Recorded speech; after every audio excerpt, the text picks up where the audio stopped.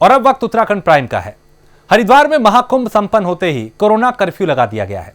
जिले में कोरोना महामारी के हालात को देखते हुए हरिद्वार के जिलाधिकारी ने मंगलवार को यह ऐलान किया। हरिद्वार के अलावा रुड़की, लक्सर, भगवानपुर में भी कर्फ्यू लागू कर दिया गया है। यह कर्फ्यू 3 मई तक रहेगा। इस दौरान मेडिकल सेवाओं के लिए छूट रहेगी।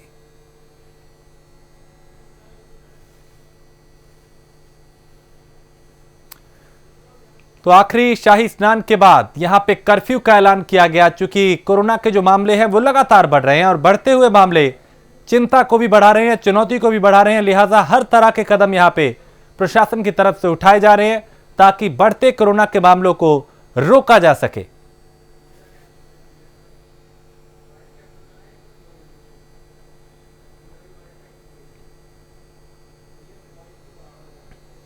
तो 3 मई तक कर्फ्यू के आदेश दिए हैं। इस दौरान जगह जगह तलाशी अभियान भी चलाए जा रहे हैं। जो लोग बेवजह घरों से बाहर हैं, जो नियमों की अनदेखी कर रहे हैं, जो मास्क नहीं लगा रहे, जो सोशल डिस्टेंसिंग का पालन नहीं कर रहे, उनके खिलाफ कार्रवाई की जा रही है।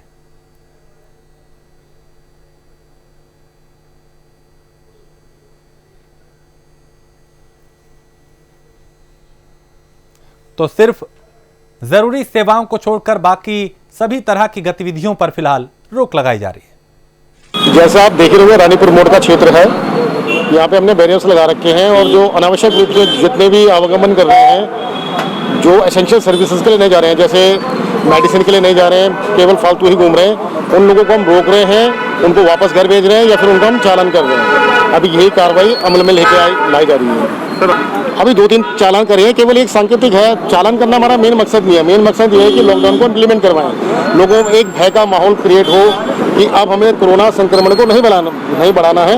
जो गाइडलाइंस जारी की गई है डीएम साहब महोदय की तरफ से, जो लेटर्स जारी किए गए हैं, उनका अनुपालन कराना हमारा मकसद है। हमारा मकसद चालान करना नहीं है। हम चाहते हैं कि कम से कम लोग सड़कों पर आए, केवल वही लोग आए जो एसेंशियल सर्विसेज के लिए आ रखे हैं या जो कोई इकाइयाँ, कोई निर्माण कार्य जैसे सिडकुल के जो हैं उनके पासेस जारी किए गए हैं। और सीएम तीरथ सिंह रावत के प्रयासों के बाद प्रदेश को आज 7,500 रेमडेसिविर इंजेक्शन मिले हैं। सीएम के निर्देश पर स्टेट प्लेन को अहमदाबाद भेजा गया था। राज्य सरकार का यह विशेष विमान रेमडेसिविर इंजेक्शन की खेप लेकर उत्तराखंड पहुंचा। अब प्रदेश में अगले कुछ दिनों तक रेमडेसिविर इंजेक्शन की किल्लत नहीं होगी। सीएम ने कहा कि कोरोना से जूझ रहे किसी भी मरीज को इंजेक्शन की कमी नहीं होनी चाहिए।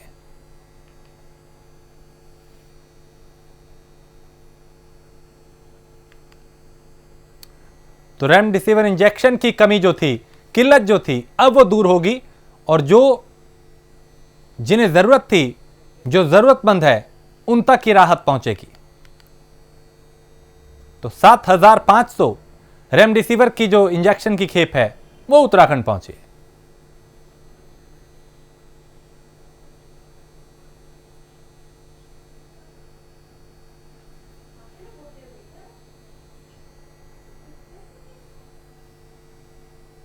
तो स्टेट प्लेन से उत्तराखंड पहुंचेंगे रेमडेसिविर के ये इंजेक्शन और इसकी जो खेप है वो एक बड़ी राहत यहां पे प्रदेशवासियों को देगी। क्योंकि इस इंजेक्शन की जो किल्लत है वो कई जगह देखी जा रही थी, लिहाजा उसको पूरा करने के लिए ये तैयारी की गई। तो कोरोना के बढ़ते मामले किस तरह चुनौतियों को बढ़ा रहे हैं ये किसी से छिपा नहीं है। कई जगह ऑक्सीजन की कमी, कहीं बेड की दिक्कत और कहीं पे रेमडेसिविर इंजेक्शन की किल्लत, इस तरह की कई खबरें, तस्वीरें देश के अलग अलग हिस्सों से सामने आ रही थी। प्रदेश में भी ऐसी जरूरतें थी और उसको पूरा करने की अब जो कवायद है वो तेज की जा रही है।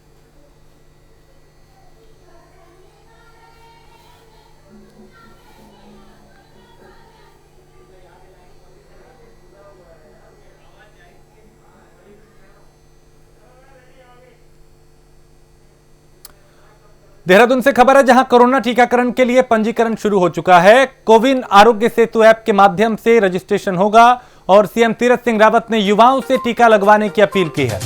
उत्तराखंड के 50 लाख से ज्यादा युवाओं को इसका लाभ मिलेगा। सभी को फ्री में कोरोना वैक्सीन लगाई जाएगी। 18 से 45 साल तक के लोगों को वैक्सीनेशन होगा। क्योंकि इससे पहले 1 अप्रैल से जो अभियान शुरू हुआ था उसमें 45 साल से ऊपर के लोगों का वैक्सीनेशन हो रहा था। अब 1 मई से 18 साल से ऊपर के जो लोग हैं उनका वैक्सीनेशन होगा, टीकाकरण होगा, उन्हें टीका लगाया जाएगा। प्रक्रिया इसकी शुरू हो चुकी है, रजिस्ट्रेशन शुरू हो चुका है और कोरोना की रोकथाम के लिए यह बेहद जरूरी है कि वैक्सीन लगे, क्योंकि जिस तरह से मामले बढ़ रहे हैं, आंकड़े बढ़ रहे हैं, वो ये बता रहे हैं कि हालात बेहद भयावह हैं। लिहाजा सोशल डिस्टेंसिंग का पालन हर हाल में होना चाहिए, मास्क जरूरी होना चाहिए, बेवजह घरों से बाहर नहीं निकलना चाहिए और कई दूसरे एहतियात के तौर पे भी वैक्सीनेशन सबसे महत्वपूर्ण है, टीकाकरण सबसे जरूरी है। और 1 तारीख से यानी 1 मई से 18 साल से ऊपर के जो युवा हैं, जो लोग हैं, वो भी टीका लगवा सकेंगे। इसके लिए रजिस्ट्रेशन कराना होगा।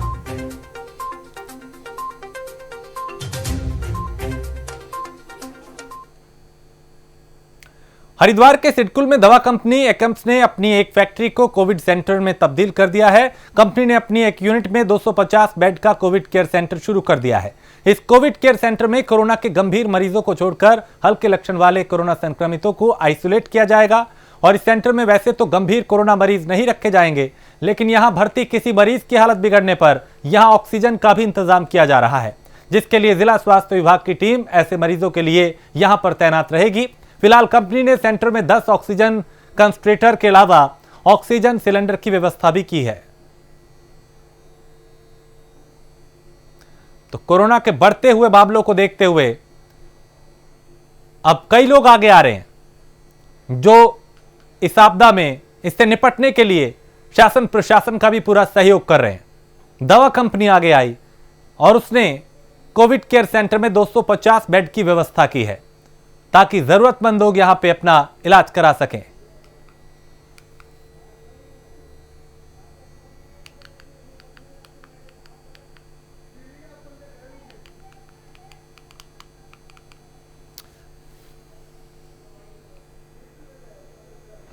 इंडस्ट्रीज के माध्यम से एक बहुत अच्छा पहल अभी किया है। यहाँ पे इंडस्ट्रियल वर्कर्स का एक्सक्लूसिव एक कोविड केयर सेंटर आज उद्घाटन किया गया है। इसमें अभी वर्तमान में 120 पीपल यहाँ पे अकोमोडेट किया जा सकता है। ये जो है पर्याप्त कैपेसिटी है, आवश्यकता पड़ने पर इसको 240 लोगों का रहने का भी जो है कैपेसिटी क्रिएट किया जा सकता है। ये काफ़ी हद तक यहाँ इंडस्ट्रीज़ में अगर कोई वर्कर्स अगर संक्रमित पाए जाएंगे, उनको त्वरित इलाज करने के लिए जो है इसी इंडस्ट्रियल एरिया में ही बहुत सराहनीय कदम है। एरिया में ज़रूर है, मगर एट द सेम टाइम ये आइसोलेटेड भी है, थोड़ा एक्सक्लूसिव, मतलब थोड़ा दूर रखा हुआ है, तो इसलिए जो है वो कोई ज़्यादा प्रॉब्लम संक्रमण की दृष्टि से भी नहीं है। तो ये बहुत अच्छा सराहनीय कदम है। डिस्ट्रिक्ट एडमिनिस्ट्रेशन के लिए ये काफ़ी मददगार साबित रहेगा। खबर उत्तरकाशी के नगाड़गांव करसिल मोटर मार्ग पर हो रहे घटिया गुणवत्ता के डामरीकरण कार्य को लेकर है, जहां पे ग्रामीणों में काफी गुस्सा देखा गया। ग्रामीणों का आरोप है कि विभाग और ठेकेदार की मिलीभगत से घटिया गुणवत्ता का काम किया जा रहा है और कई शहरों की लाइफलाइन माने जाने वाले इस मार्ग पे वाहन चालकों को भी कई तरह की दिक्कतों का सामना करना पड़ता है। उनके सामने कई तरह की परेशानियां हैं।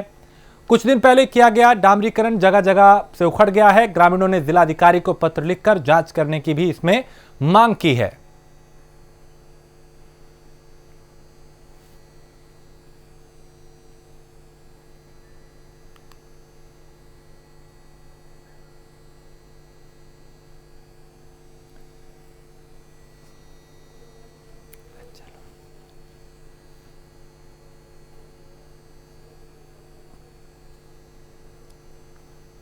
और खबर देहरादून से है, जहां वैष्णव संप्रदाय के संतों ने सीएम तीरथ सिंह रावत से मुलाकात की। संतों ने कुंभ के सफल आयोजन के लिए आभार व्यक्त किया। उन्होंने कहा कि बहुत ही कम समय में कुंभ मेले के आयोजन के लिए जो व्यवस्था की गई वो सराहनीय है।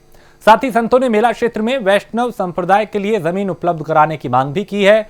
इस मौके पर मुख्यमंत्री ने संतों का आशीर्वाद लिया और कुंभ मेले के सफल आयोजन में सहयोग के लिए आभार व्यक्त किया। साथ ही उनकी मांगों पर विचार करने का भी उन्हें आश्वासन दिया है।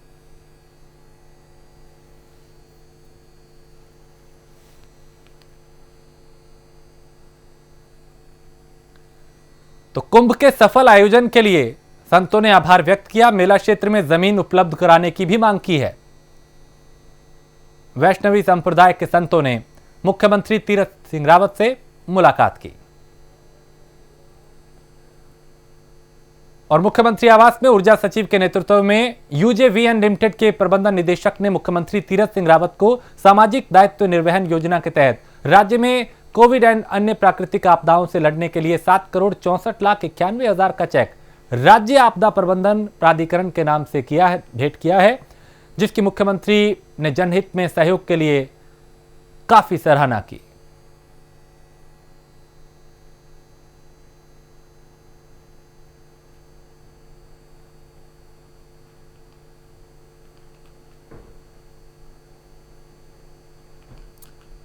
तो सीएम ने निगमों के प्रयासों की भी सराहना की, जो कोशिशें की जा रही हैं उसकी भी तारीफ की। ऊर्जा निगम ने सीएम को यह चेक सौंपा है। मुश्किल हालात से निपटने के लिए यह सहयोग किया जा रहा है।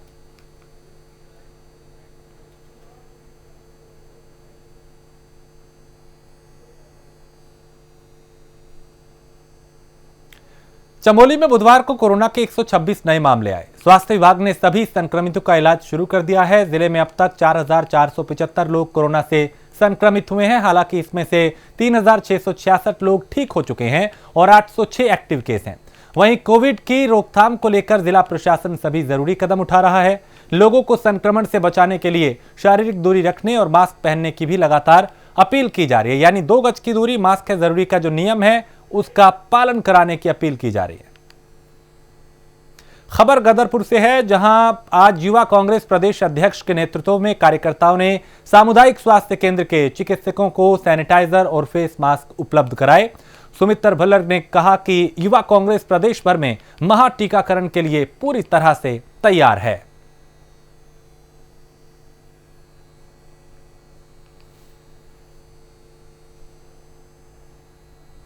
देखिए, आप लोग जानते हैं कि कोरोना महामारी अपने चरम पर है, लगातार संक्रमण फैल रहा है। तो हम युवा कांग्रेस के साथ ही अपनी सामाजिक जिम्मेदारी निभाते हुए हम लोग प्रयास कर रहे हैं ज़्यादा से ज़्यादा लोगों तक मास्क पहुंचाने का, ज़्यादा से ज़्यादा लोगों को जागरूक करने का। जो लोग समस्या में हैं, बहुत क्रिटिकल पोजीशन है, उनको हम कैसे बेड दिला सकें।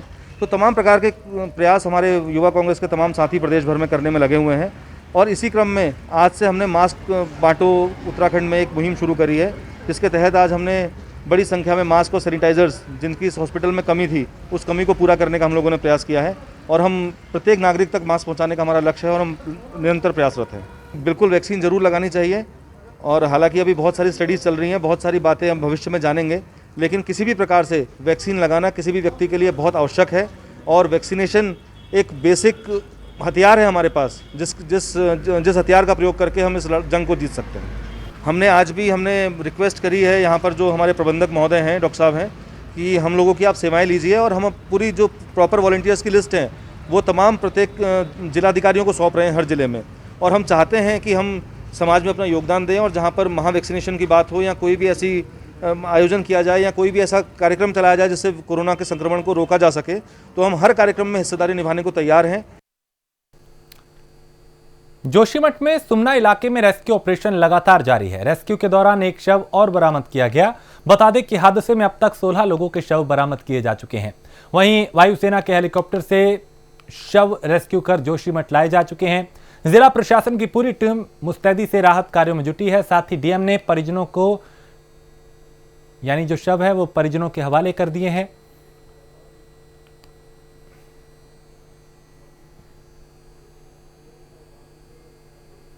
तो डीएम ने मृत्यु प्रमाण पत्र जारी करने के निर्देश भी दिए हैं।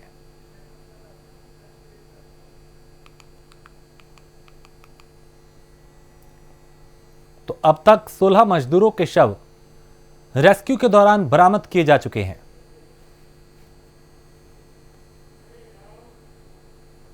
पर्यटन मंत्री सतपाल महाराज ने पर्यटन उद्योग से जुड़े व्यापारियों से वर्चुअल बैठक की। बैठक में सतपाल महाराज ने व्यापारियों को आश्वासन देते हुए कहा कि कोरोना के चलते पर्यटन को हो रहे नुकसान को रोकने के लिए सरकार कोशिश कर रही है। वहीं पर्यटन उद्योग से जुड़े व्यापारियों ने कहा कि मुश्किल के इस वक्त में सरकार की तरफ से आर्थिक मदद मिलनी चाहिए।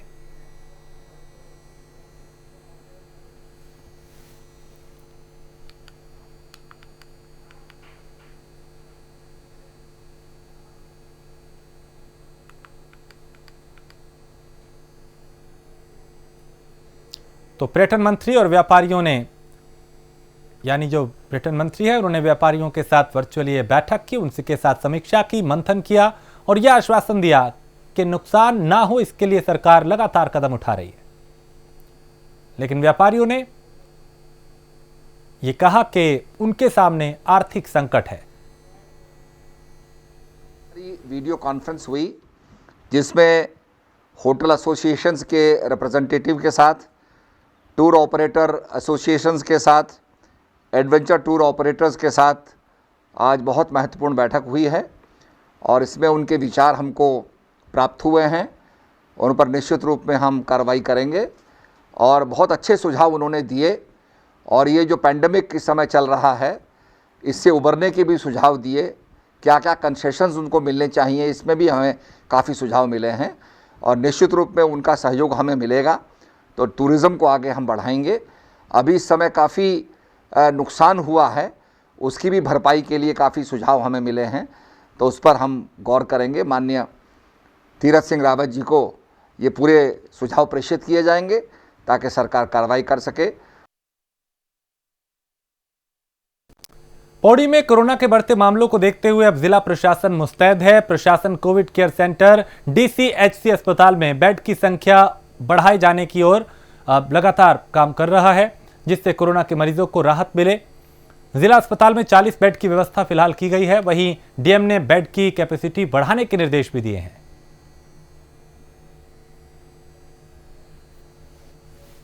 में जो संक्रमण का संख्या बढ़ रहा है उसके वजह से लगातार हम लोग को बेड की व्यवस्था बढ़ाने की जरूरत महसूस हो रहा है। उसी को देखते हुए शासन के निर्देश के अनुक्रम में जिला अस्पताल पौड़ी को कोविड केयर सेंटर के रूप में DCHC के रूप में चिन्हित किया गया है, नोटिफाई किया गया है।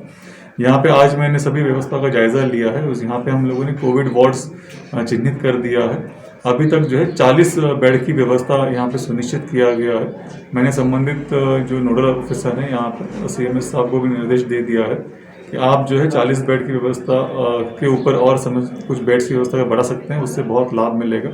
तो सब मिला के अगर हम 80 बेड तक की व्यवस्था यहाँ पे सुनिश्चित कर सकते हैं तो उससे बहुत संख्या में वृद्धि होगा।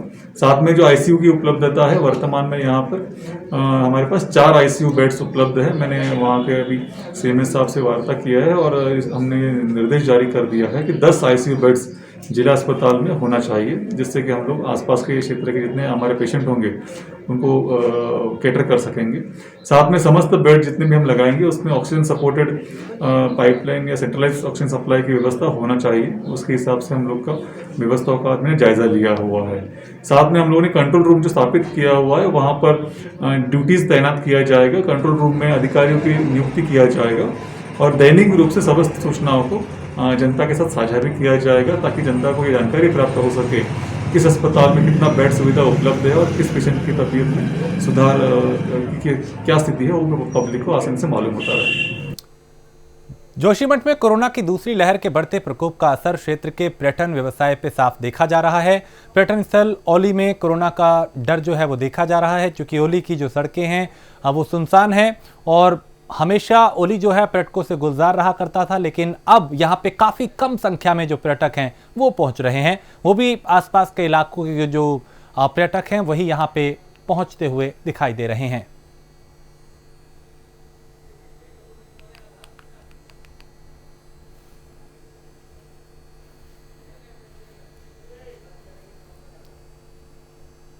बड़कोट में कोविड प्रोटोकॉल का पालन नहीं हो रहा। बैंकों में सोशल डिस्टेंसिंग की धज्जियां उड़ रही हैं। 2 बजे के बाद भी खुली मिली कई दुकानें और बड़कोट में अलग अलग बैंकों में 2 गज की दूरी का भी पालन नहीं हो रहा। कोविड-19 गाइडलाइन की धज्जियां यहां पे उड़ाई जा रही हैं। कई दुकानें 2 बजे के बाद खुली हुई नजर आई।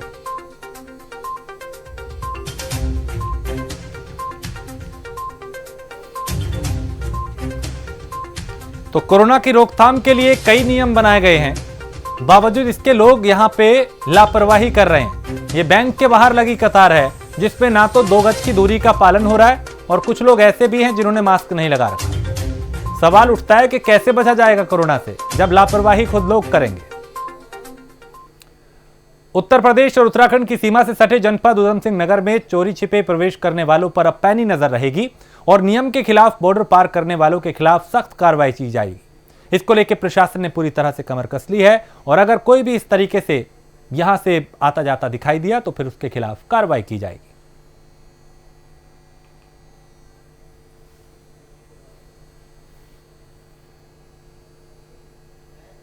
इस तरह से की जा रही है कि जो भी गवर्नमेंट ने रूल दिया है थोड़ी आवाजाही रहेगी, क्योंकि उसमें कुछ एक्सेप्शन दिए हुए हैं, जैसे व्यापार को डिस्टर्ब नहीं करना है। फिर आप अगर 72 घंटे की रिपोर्ट लाते हैं तो आपको अलाउड है। फिर उत्तराखंड का निवासी है तो वो रजिस्ट्रेशन करके अंदर आ सकता है। तो बॉर्डर पे थोड़ी बहुत आवाजाही रहेगी। फिर भी चोरी छिपे रास्तों के लिए हम आज से एक मुहिम हाथ में ले रहे हैं, जिसमें जेसीबी द्वारा या किसी भी द्वारा बैरिकेडिंग करा करके कुछ रास्तों को हम लोग रोका जाएगा आज से।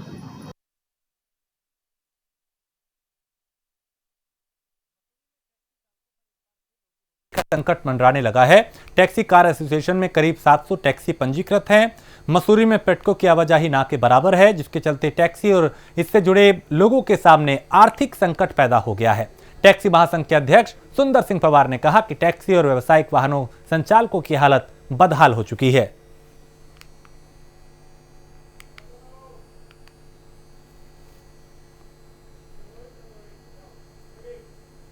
चमोली के नारायणबगड़ बाजार में स्थानीय व्यापारियों, सामाजिक कार्यकर्ताओं और पुलिस ने बाइक रैली निकालकर लोगों को जागरूक किया। लोगों को सोशल डिस्टेंसिंग का पालन करने की अपील की। बेवजह घरों से बाहर ना निकलें, मास्क जरूर पहने और इसको लेकर यहां पे लोगों को जागरूक किया गया। आज नारायणगढ़ बाजार में सामाजिक सरोकार संस्था के अध्यक्ष श्रीमान दलीप सिंह नेगी जी के नेतृत्व में बाजार में एक जन जागृति अभियान चलाया गया, जिसमें कि पूरे बाजार का भ्रमण कार्यक्रम किया गया और लाउड स्पीकर से सबसे आग्रह किया गया कि कृपया मास्क का प्रयोग करें, 2 गज की दूरी बनाए रखें, सैनिटाइजर का प्रयोग करें और आवश्यकता पड़ने पर ही आप लोग बाजार आएँ। और व्यापारियों से भी आग्रह किया कि अपने प्रतिष्ठानों में अनावश्यक रूप से भीड़ एकत्र न करें, जिससे आपको भी खतरा हो सकता है और जो आपका ग्राहक है उसको भी खतरा होगा। यह कार्यक्रम हमारा निरंतर चलता रहेगा अध्यक्ष जी के उसमें नेतृत्व में, और हम गांव-गांव जाके भी इस कार्यक्रम को करेंगे। सबको सैनिटाइजर एवं मास्क वितरण जैसे कि अध्यक्ष जी ने बताया है, और इसमें हम पूरा प्रतिभाग लेके सरकार के जो भी नियम हैं इनका पालन करते हुए सरकार का पूरा सहयोग करेंगे। और यह मैसेज पूरे देश में जाएगा कि एक छोटे से कस्बे से एक शुरुआत हुई है, तो इसका सब लोग सहयोग करेंगे। ये जो आज कोरोना महामारी के खिलाफ सामाजिक कार्यकर्ताओं, विशेष रूप से हमारे जिला महामंत्री दलीप जी के मार्गदर्शन में जो ये कोरोना महामारी के खिलाफ जन जागरण अभियान संचालित किया गया है, ये बहुत ही उत्तम है। और निश्चित रूप से लोगों को इस कोरोना महामारी से बचाव के लिए संगठित होकर शासन प्रशासन को सहयोग देने की आवश्यकता है। अधिकतर लोग इस कोरोना महामारी में मास्क का उपयोग कम से कम कर रहे हैं, इसलिए हम सभी से अनुरोध कर रहे हैं कि मास्क का उपयोग करें और सामाजिक दूरी बनाए रखें। शादी ब्याह में कम से कम भाग लें, व्यापारिक प्रतिष्ठानों में कम से कम भीड़ भाड़ करें और उसी के साथ साथ टीकाकरण में बहुत ही ज़्यादा भाग लें, क्योंकि लोग टीकाकरण के प्रति भ्रांतियां फैला रहे हैं। इसलिए मेरा सभी से अनुरोध ये भी रहा है, हम लोगों से अनुरोध कर रहे हैं कि ग्राम स्तर पे, परिवार स्तर पे सभी लोग टीकाकरण अवश्य करें, ताकि अपने कोरोना से इसका बचाव किया जा सके। और इसी के साथ इस बुलेटिन में इतना ही। देश प्रदेश की बाकी खबरों के लिए आप देखते रहिए प्राइम न्यूज़।